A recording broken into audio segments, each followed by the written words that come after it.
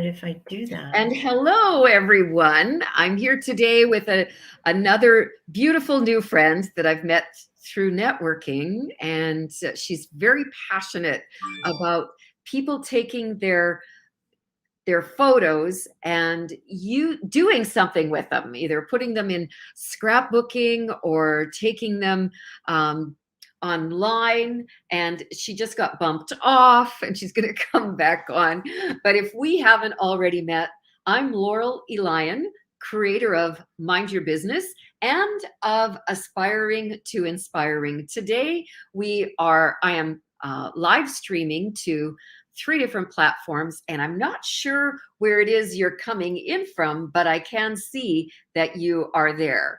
And Debbie Flynn is joining me today from actually British Columbia, Canada. We are both Canadians, although we have an international audience. So I'm excited to introduce Debbie to you. And I'm just going to turn it over to Debbie and let her do most of the talking. So Debbie actually studied journalism. And welcome, Debbie. How did you end up being in photography? Yeah, thank you, Laurel. At the time, it was a long time ago, I was a single mom who was really looking at what my next steps were. And I took my son to a swimming pool, and there was a photojournalist there who was taking great photos and having such a good time. And we ended up talking. I ended up making that something I wanted to do, became a journalist and a photojournalist because of that, and went on afterwards to take all kinds of family event photos and corporate photos, did fine art, was in shows and exhibitions.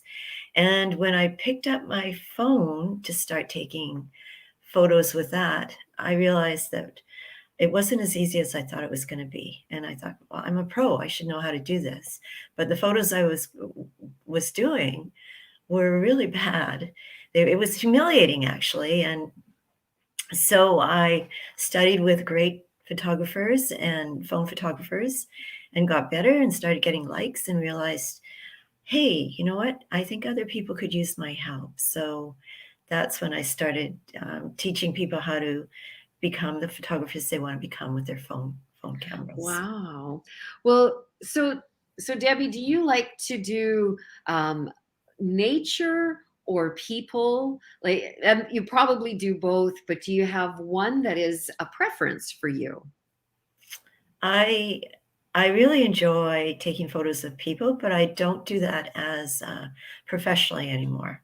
And now I do. It's really, I live in a beautiful place and am constantly inspired, even on my walks. There'll always be something. So I always have, as we all do, I always have my phone camera with me. And you never know. I'll be down at the ocean and it could be a great gray heron is there, or a mom otter with her 3 pups. And it's just constantly being able to be out in nature and to be seeing such incredible beauty. Yeah, it So really. have you always worked from a home base, or did you have a storefront with your photography? I've always been home based. Yes. Okay. And so you had a business as photography. Has that been your main business, or have you done something else? Yeah, I did photography. At times, I wanted to be full time, and I did that, but it just didn't bring in the income that I was looking for. So I had other roles, and I found with my journalism background that I moved into marketing and communications for companies and small companies and not for profits. So I bring that all together. Um, in something I offer now, which is helping people create photo books. So I can bring that expertise to it. Ah, Uh, okay. So what do you see that people struggle with the most in their photography? that's a very big question. Well, I can offer up actually for all the husbands that get scolded out there or partners. It's the wrong angle, shooting up at faces. Yeah. That and lighting. Yeah. Yeah. And, you're tapping into it because that is one of the main areas that people struggle with is understanding what composition is and understanding what lighting, how to use lighting, you know, uh, and being complimentary to people because I think in a way, there's so many people that don't like having their photos taken, and it's because we don't know better, but, we take photos because it's so easy, and then we post photos that aren't the best of people instead of saying, "Well, would you" you know, "What do you think of this photo? Do you like it? Is it okay if I post it?" Asking permission is a really kind thing to do for people. Very good point, especially, with social media. I worked with Yeah, photographers doing makeovers in the beauty industry, and yeah, people will glam out because I did a lot of glamour shots, and so they get all hyped up. It's the psychology behind it. So they're expecting to have this over dramatic, like they are over dramatic in the feeling when they're doing the poses. But you're right, when it's just a random shot, it better be a good one, or it can feel so insulting. And what we think yeah, is good, yeah. often people, it's their inner stuff that makes them think, I don't like my picture. Oh, it truly is. I found I was a bit of a psychologist, but, and I've done many business portraits and really helping people remember, and I do this as well when I'm teaching photography, is what is it that they're passionate about and allowing them a place to be able to go in and remember, well, I'm passionate about this photo I'm about to take, or I'm passionate about the business I'm in, or I'm passionate about my family, where I'm passionate about where I'm visiting right now, or and to allow yourself that space and for the photographer to be coming from that place so that they can capture it instead of it's just a moment the person isn't prepared, um, they're not looking their best and later on when you're viewing your photo or others are looking at your photos they'll feel that as well. They'll just drop into it. Well, my husband knows real well how stressful that is, because that moment is there, and he's in the beginning. He was the one that I counted on while I was at business events, and it's like, how can you take a good picture of everybody else but me? Oh yeah, definitely. There's some of my stuff there, but I do have some experience, and it's so between us, telling him to do the angles and this and that, I can feel us go like this. So I don't ask him anymore. Yeah, sure. Yeah, and we can take great selfies as well if you know how to do it. Well, tech is so makes it so easy today. So I just want to say hello to everyone who's coming on live. I'm here with Debbie Flynn, and she loves showing photographers how to create masterpieces and memorable pieces with their photography. She lives in beautiful British Columbia, Canada, and is close to the ocean, close to the mountains, and just beautiful scenery all the way around. I have a special spot in my heart for British Columbia too. My husband actually works there through this last year, so he's spending a fair bit of time there. But Yeah. coming back to the photography, and we're talking about Mhm. digital. Now, I have a friend who was old school with his cameras, and when he used to develop his own, and I would say, "Oh, you got to do this digital," and he'd go, "Oh, blasphemy!" No, because it's like cheating, and because he would be the one that would get up early in the morning and photograph the sunrise or the shooting Yes. stars, and Yeah, pretty and uh, serious. yeah, pretty serious, yeah, pretty particular. But when he got his first digital camera, it was given to him by Sony's, a very published photographer. His Mm. world changed. Our world changed, right, Debbie? Yeah, yeah, Yeah. yeah. So what? But the amazing thing is that digital cameras keep getting better and better. I mean, the phone cameras keep getting better and better on what you can do with them. There's so many things on your phone that you don't know. You know, I'm teaching a class right now, and it's yes, you take the photo and you see these little icons on the top and the bottom of the frame of your camera, and but you never explore them because why would you? They don't make sense. You don't understand what they're capable of doing. Yeah. These have taught us to be so in the moment that actually even taking pictures in the moment, we just snap, snap, snap. That what's inside here is more than what sent the first spaceship to the moon. Like that's right? Putting that Yeah. into perspective, right? Yeah. Yeah. So Yeah. Truly. It's truly incredible. And that being said, that it's so easy to just take a quick snapshot. But really, the most important thing to make your photo something that you feel you can really relive later and to becoming, re-experiencing the emotions that you felt when you took the photo is for you to be present. So, but you're not present when you're doing it really quickly. You're present when you take a moment and just ask yourself, why do I want to take this photo? What is it that's so important and so compelling out there? It doesn't even need to be that. It could be just something that you're really feeling attracted to. What is it about that? And then allowing yourself to just walk around, try different lighting, look at the lighting differently, try a different perspective. We don't need to be straight on. You can be up, you can be down, you can be underneath, and then to really just be in that moment. So that, and it's so important too for people to express, because in the times we're in right now, for people to have a way to be able to really express how they're feeling and what they're experiencing, this is another way by being present that you're bringing it into your photo, and then you can relive it later and you can say, oh, that's what I was feeling, or that's where I was. But it's true. It's not as if it's false where you're not even in the moment. right? I really love doing stuff that's at different angles. I don't like stuff straight on as far as pictures go, other than if it's a portrait, and even then, I'm always looking at. Yeah, I do the thirds. I put Yes. the scenery Yeah. into the thirds, and I studied Yeah. art a little bit when I was younger, Right. and Yeah. I kind of apply the same principles, but Hmm. um, lighting is so critical, and that's where so many people struggle, right? Yeah.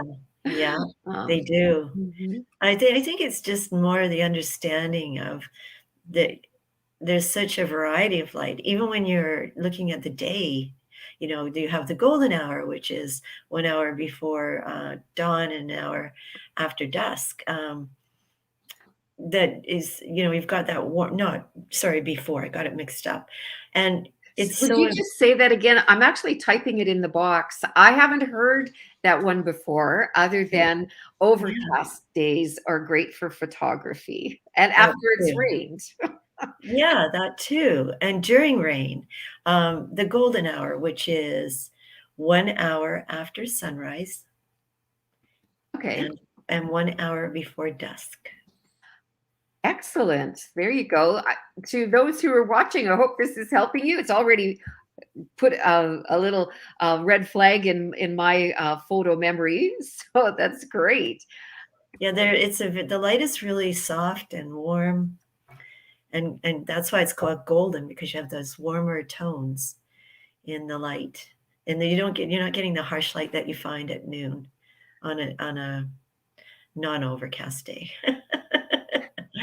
Right. Yeah, So, yeah.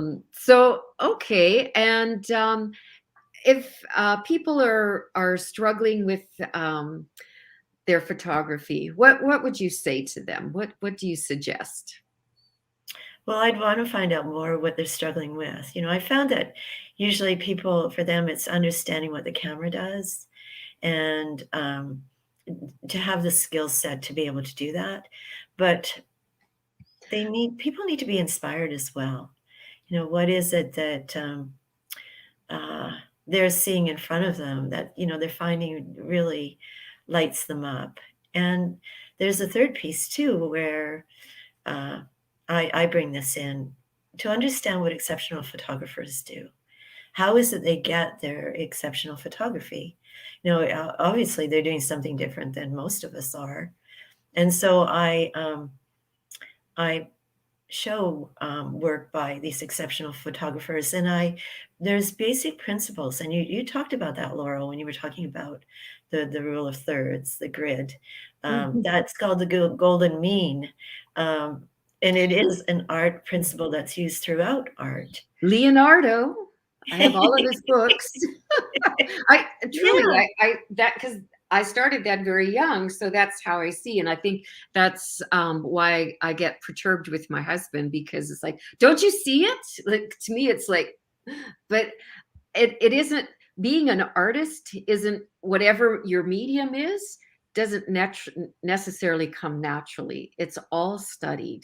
And if you're already kind of naturally good at it, you just get better the more you study. And very, because I'm not a I know I'm not a natural artist, but yeah, I love to look at that. Yeah. yeah, So same with the pictures. Yeah. yeah. I think it's true of anything. You learn something new, but you have to have the foundation. And from that, then you can't just pick up a guitar and start playing. You have to understand, you know. Yeah. I was really disappointed about that. I did learn to play the violin, but man, I suck. Yeah, you have to have a teacher, and that's the role that you come into with. How did you become a teacher of would you say photography or Yeah. what? Yeah, Well, I would say more photography. I bumped into a family at a Christmas event we were at, and we were chatting, and his wife said, my husband was just saying he really needs a photographer. He was a landscaper, and he really wanted to highlight and feature the work that he did, yet his photographs weren't portraying what he wanted. And so I ended up coaching him and his son on how to take gorgeous photos of their landscapes, their mm, gardens. And that was my first foray into it. And I realized I love this. It was just such a good time, and they were getting it, to be able to see them lighting up and what they were producing. It was amazing. And he was using his DSLR, and the son was using his phone camera. And yeah, we had field trips, and we met at the coffee shop, and I had a really good time. And I thought I want to do more of this. Yeah. yeah. When when you get filled up like that, it's your soul saying, there's something here for you. And Yeah. my first yoga teacher, she would always say, "You must teach." And I didn't understand that because I was doing the yoga for me, and so were most of the people in her training. But it's when you teach it that you are the student and you become that elevated student of it, right? Yeah. Yeah. Yes, it's so true. And Mhm. it's very different, than having clients and, having to produce to a certain level. It's just a very different way of being. It's like, "Oh, I actually have to know what I'm talking about." But I find that it comes really naturally. I guess it's because of the years that I've been doing this, but also I've always wanted to photograph. This is what I do, and this is Mhm. how I see the world and how I am part of the world, how I express in the world. Right. Yeah. Um, well, you're an artist. You're an artist. That's just the way it is. Yeah. So, what is the difference between, or is there one or two distinguishing differences between photographing like the landscapes and photographing people that stand out for you? What, things that you look for? Yes. Well, landscapes, you can choose when you wanna do them, and, you can granted, there's the weather and different times, of day, for doing landscapes, but with people, really, it's best if you can be very spontaneous with them and have them as natural and comfortable as possible. And it's not with a landscape, you can take your time and take as many photos as you want. With Mhm. people, it's like, I've had enough. I Yeah. don't smile anymore. I don't want to do this. It's just like, are you done? um, I watched at one of when Sears was still around in their family photo studio. They were doing kids, and they had like an arsenal of all of these distractions. And I thought, oh my gosh, I don't think I'd be very good at that. So, but what are one of the yeah, ways that you put, or one of the strategies that you use to put people at ease when you're photographing people? yeah. Really to photograph them so they're not as set up. Like, just understand the basics of good posing. You do have to pose people. They can't be slumped over and, they can't, you don't want them looking straight into the sun with, they'll be squinting and they don't want sunglasses on because you can't see their eyes. And, there's just basic portrait skills to learn about.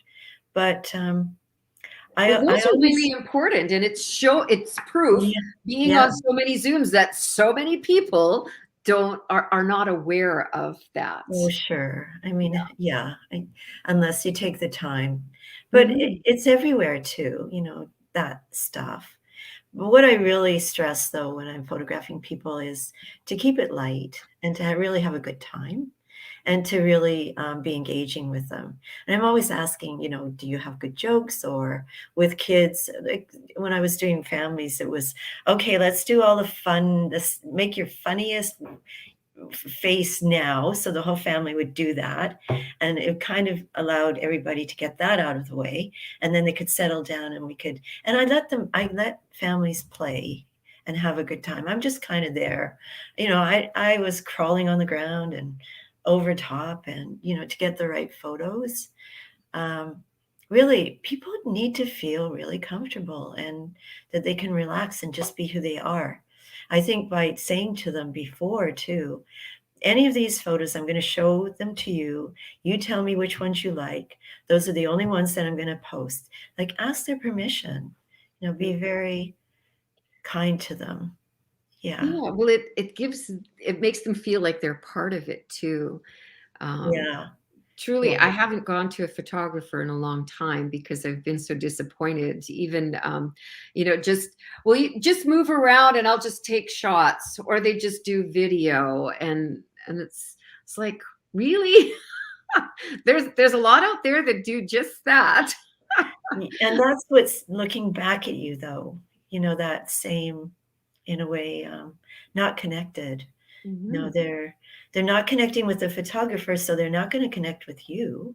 Because that's what you're seeing in them, right? Yeah. It's like, "Oh, we're just doing this, we just need our family Christmas portrait, and we're gonna go to," they check out places that are the best value, and but Yeah, gotcha. that's We not what bring it. our dogs and the kids and Oh, yes. climbing the trees, and yeah, Yes, so yes, but, there is that's what those type of studios are doing, but they're not bringing in the whole connecting with your people. They're just that's missing, and I take time to do that, and I wow. think that's what makes a difference, between somebody that's really, really good at what they do and somebody that's just, it's just a job, it Well, you've really struck on a really strong point. So I just want to say welcome to everyone who's joining us live. I'm here today with Debbie Flynn, who's a master photographer, passionate. You can see she's passionate about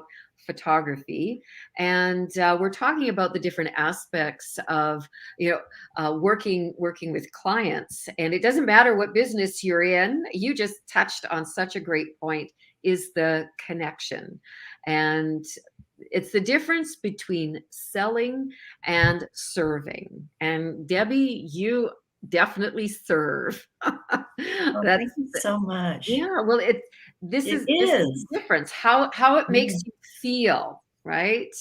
Yeah, And that's how people respond to that. So working yeah, with your ideal clients, that's what happens when you're in front of your ideal audience. Is it's that connection that happens because the people in front of you feel heard, they feel understood, they feel like you get them and that you're interested. yeah. I truly agree with what you're saying that, It's so important because then they have the permission to be who they are, Mhm. to be showing up as their true selves in the best possible way. And when you're reminding them, that you're bringing them back to why am I here? Like what is it? And in the photo books I help people create too, it's about those special family moments that won't be relived. You can relive them through the photos, and instead of going through them being stuck on your phone, you have a home for them, in a book that you can actually go back, you can actually look at and see those special moments, those special times. I Can you tell us about what a photo book is and how you create this? How you just tell us about what a photo book is. Sure. A photo book is for people that don't think they're photographers, or they may have collections of photos that aren't theirs. And it's really about bringing their stories, the times of their life, into a book that they can hold instead of scrolling through their phones or trying to find, in boxes. I've heard the collection of boxes called the boxes of strangers, boxes with strangers in them, because we don't know who they are. Right? And Mhm. so by having a photo book, you're able to tell your stories. And if it's historical, then you're telling your stories about your ancestry. If it's perhaps a special event like an 80th anniversary, you're celebrating that person's life, or their marriage together, a 50th wedding anniversary, their lives together. Like I'm going to be having class, and I know that soon. And one of the people that's going in it is telling the story of her parents who were both born in different countries.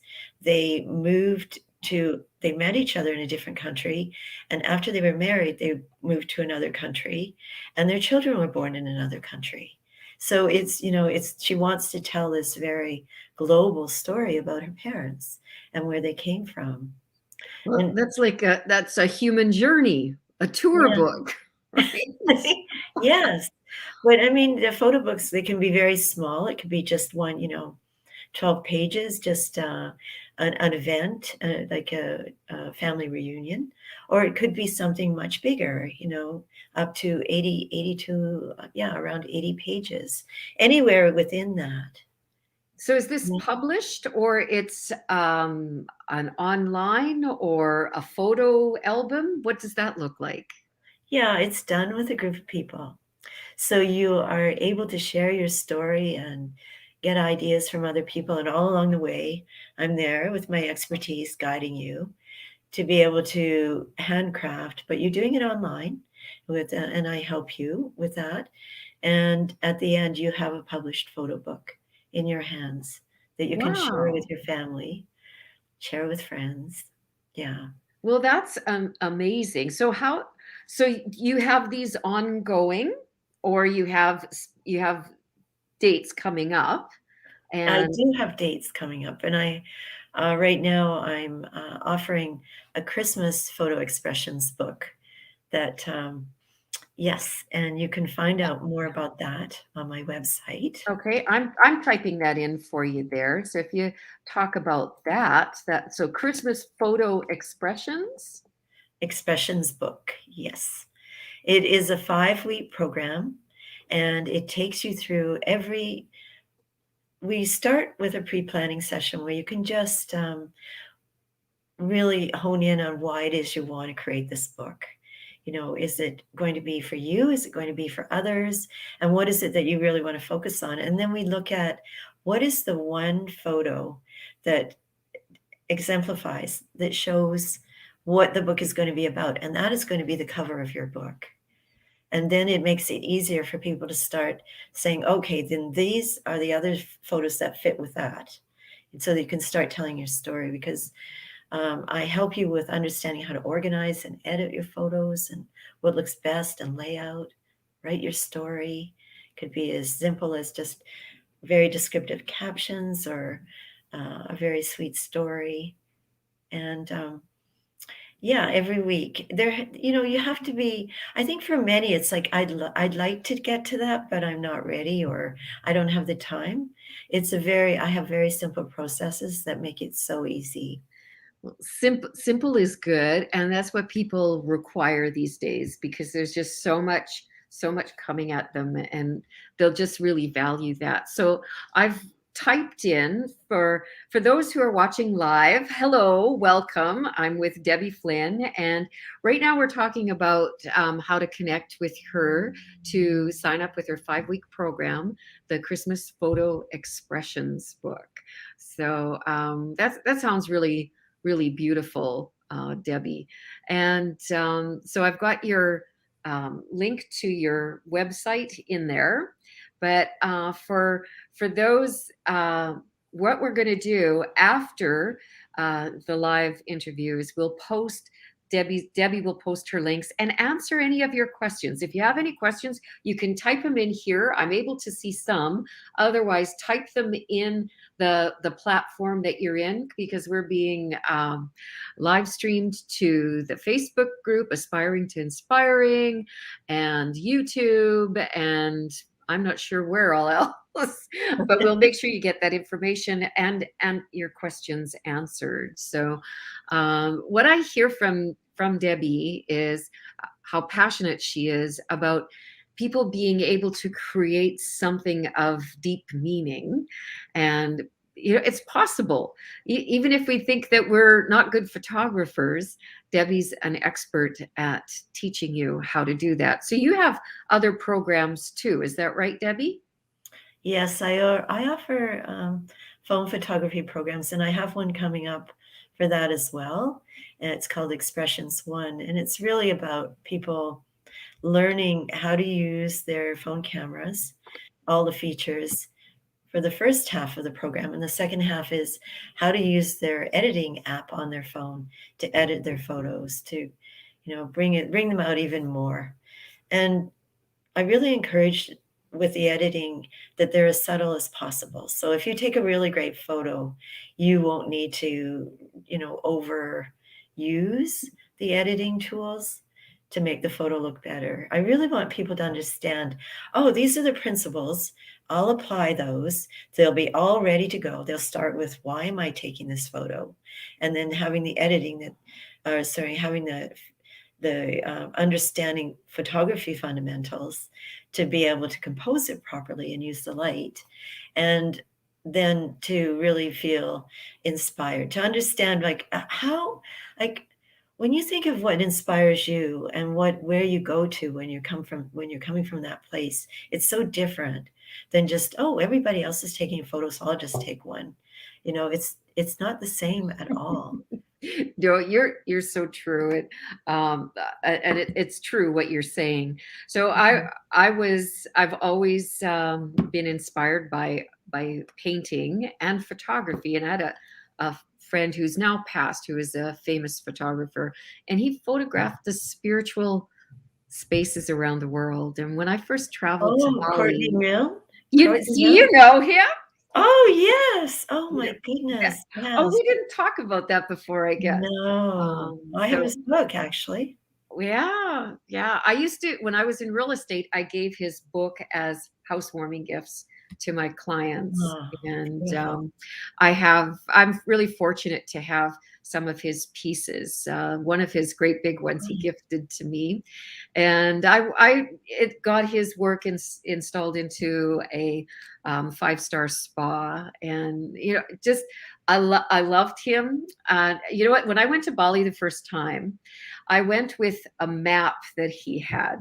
He photographed so many amazing places in Indonesia. And then I was in those places and I took pictures because I Oh, wanted to for myself, but I had first of all seen his pictures.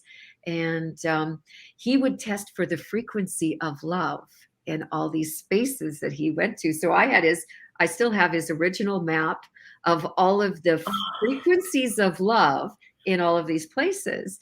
oh my In gosh. Yeah, isn't that beautiful? That So is such a gift. truly. And Oh, in Bali, they don't have a word for artist, because if you are Balinese, you are born an artist.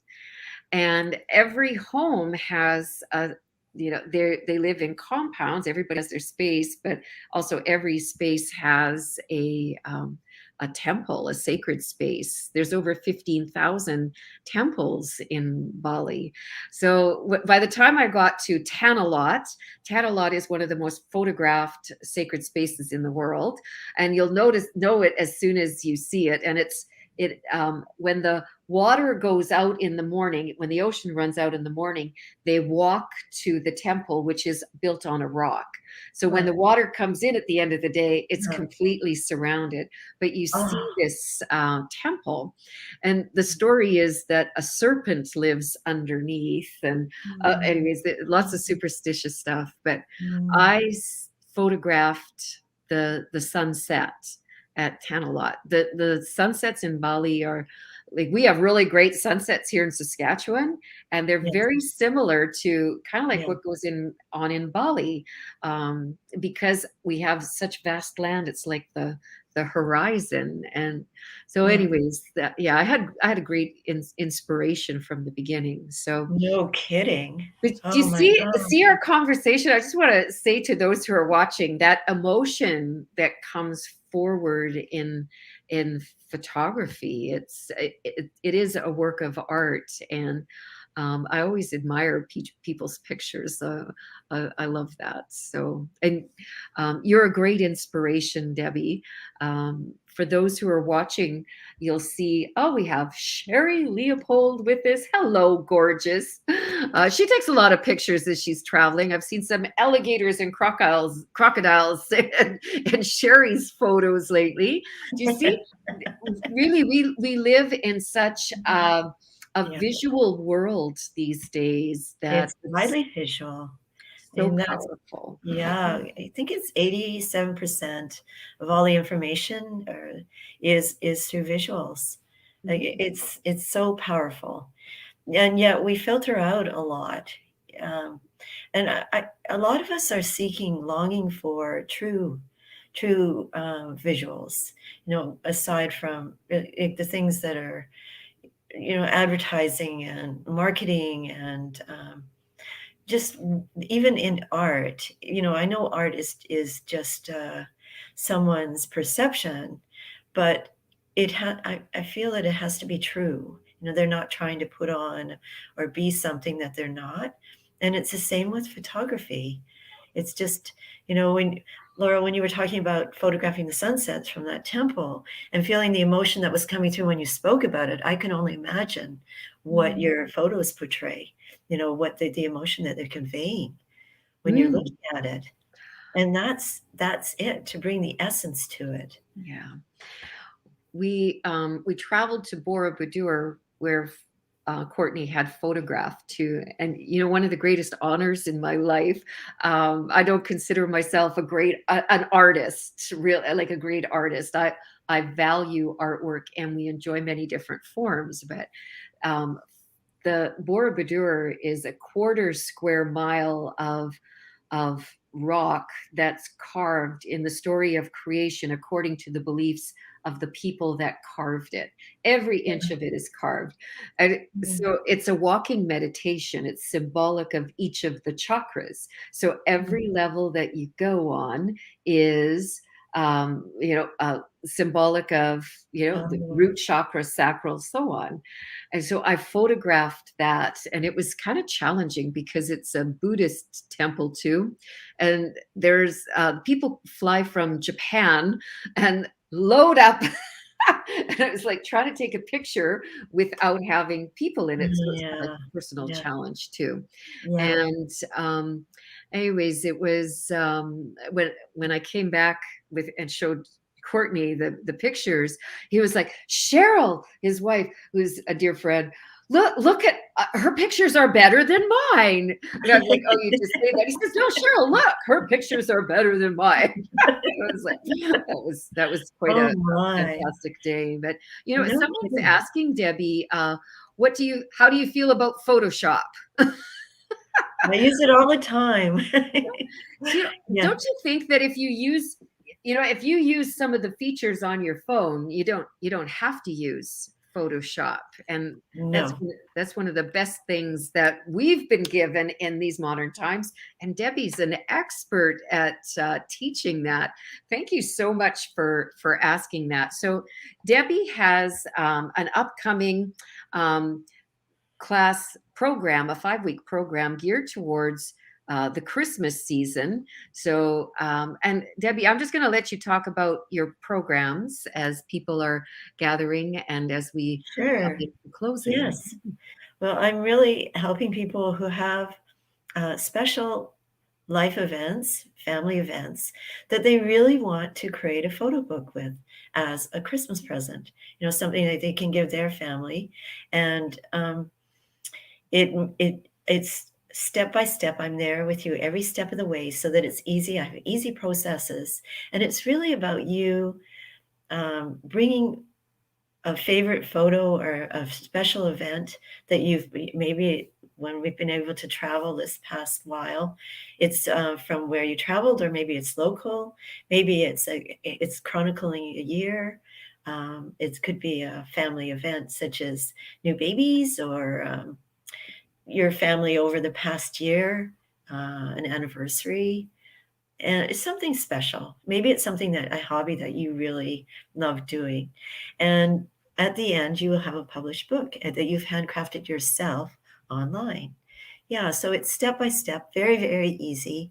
So I've been doing this a while and I really understand what people need and want when they're doing something like that. And I'm teaching a phone photography course that's 4 weeks that covers everything you need to know about how to use the basics, how to use your phone camera. So what all those little icons on your phone camera do, and how to edit them quickly using your phone app, which is pretty good. And there's a freebie phone app that you can get to edit too called Snapseed. And it's free, you can download it. It's more evolved and it's similar to Photoshop. So if you're feeling you're more advanced in your editing skills and you want something that allows you to do even more with your photos, check that out. It's called Snapseed and you can put it on any device. Yeah. Okay, I put that in there too. So wonderful. So thank you so much, Debbie, for all of your information. Thank you to everyone who's stayed online. It's obviously a great topic and something people are Yeah. searching for answers on. Is there anything else that you'd like to leave them with in closing? I love the Snapseed. I didn't know about that one, so I'll be checking that Yeah. one out. Yes. There are a couple of things that I'd like to add. If you would like to learn more about what the pros use all the time, I have 7 tips that I'm giving away on my website. The link is in the chat to go to. And really, approaching photography from a place of playfulness. That's not something that we allow ourselves to do a lot of, but it's so easy to take photos. And when you're taking photos, why not come from a place of really feeling joy and playfulness and wonder and excitement about what it is where we live? Really, I would love, this is my personal intention, is for there to be more love and beauty expressed through our photography and going out to social media. Well, I love what you're saying about playful in that too. It's also when you're in that flow in yourself, that's when you're most authentic. And that's what so many people are looking for. And because it's there's a lot of smoke and mirrors out there. Yeah, And there I is. love your what you're saying about just be more playful. And honestly, that was one of my words for 2021 was to be more playful, because we can get too serious. And Yeah, let's enjoy life a little bit more. And I love your idea of the Christmas expressions book, yeah. that for those memories. I never liked my photos, family photos. I disliked it so much, That's so and I'm sad. so yeah, right. But I see Yeah. that that was so much of what was going on in me, and my husband's taken a lot of pictures over the years, and I didn't realize until we have external hard drives, many of them, and that's where a lot of them are stored. And I when I went through, it's like, ah, I didn't know. I'm so glad that we have Yeah. so many of them. So Yeah. to be able to put them into something, to even categorize them or whatever, to know where they are, that's really helpful because I really struggled with that. So yeah, I want to thank you so much, Debbie, for joining me today. And for Thank those you, watching, Laurel. It was such a pleasure. Yeah. yeah, it was. I'm so glad we've connected and we've met, and we'll have to have you back, Oh, thank you. so that you can show us more and inspire us. I would love Inspire. to. Yeah. Yeah, for Yeah. sure. For those of you who are watching, I've posted in the comments that DebbieFlynnPhotography.com. You'll find her, you'll get her free gift of the 7 tips of what the pros use, and more information, and how and to sign up for her programs so she can teach you how to take great photography, great photos on a digital and on your phone. So have yourself an amazing rest of your day. Thanks so much for joining us, and do reach out to Debbie. Thank you, Debbie. Thank you.